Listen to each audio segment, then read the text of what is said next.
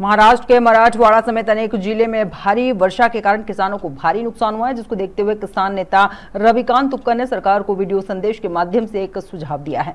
रविकांत तुपकर ने सरकार के सामने नया प्रस्ताव रखते हुए कहा कि हर 3 घंटे में एक किसान आत्महत्या कर रहा है, इसे रोकना होगा। आगे उन्होंने कहा कि राज्य में इस समय कहीं बादल फटने जैसी परिस्थितियों की वजह से किसान बिल्कुल ही असहाय हो गया है। सरकार भी अपनी ओर से मदद करने के लिए पूरी कोशिश कर रही है। इसी बीच किसान नेता रविकांत तुपकर का एक वीडियो सोशल मीडिया पर वायरल हुआ है, जिसमें वो किसान को इस कठिनाई से बाहर निकालने की बात कर रहे हैं। यही वीडियो अब चर्चा का विषय बना हुआ है।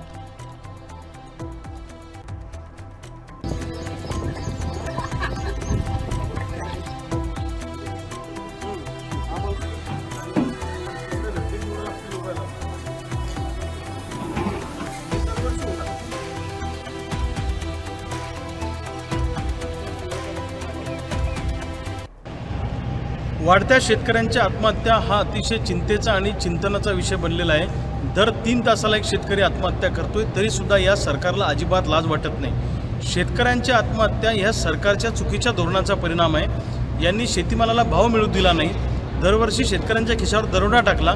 उत्पादन खर्च भरून निघेल इतकाही भाव जर आमच्या शेतीमालाला मिळणार नसेल आणि दिवसेंदिवस वाढत जाणारं कर्ज आणि निसर्गाची अवकृपा याच्यामुळे शेतकरी पूर्ण चक्रव्यूहात फसलेला आहे आणि त्यामुळे आता शेतकऱ्यांसमोरचे सगळे पर्याय संपले, म्हणून शेतकरी आत्महत्येच्या दिशेने पाऊल टाकतोय।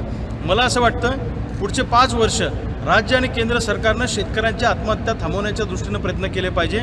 शेतीमालाला उत्पादन खर्चावर आधारित भाव देणं, शेतीला सिंचनाची सोय करून देणं, पूर्णवेळ वीज देणं आणि जी कारखानदारीला ज्या ज्या सुविधा लागतात प्राथमिक, त्या सगळ्या सुविधा उद्योग म्हणून शेतीला जर पुरवल्या तर शेतीला चांगले दिवस येतील। नवं तंत्रज्ञान त्या ठिकाणी आलं पाहिजे, मार्केट आलं पाहिजे, गावागावामध्ये शेतीसाठी गोडाऊन तयार झाले पाहिजे आणि चांगल्या पद्धतीचं मार्केटसुद्धा शेतीला मिळालं पाहिजे, नवं तंत्रज्ञान आमच्यापर्यंत आलं पाहिजे।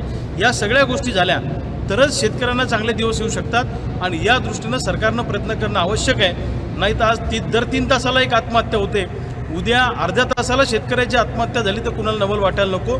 शेतकऱ्यांच्या आत्महत्येचा विषय सरकारने सिरियस घेतला पाहिजे आणि या विषयाकडे संवेदनशीलतेने बघितलं पाहिजे, असं आमचं मत आहे।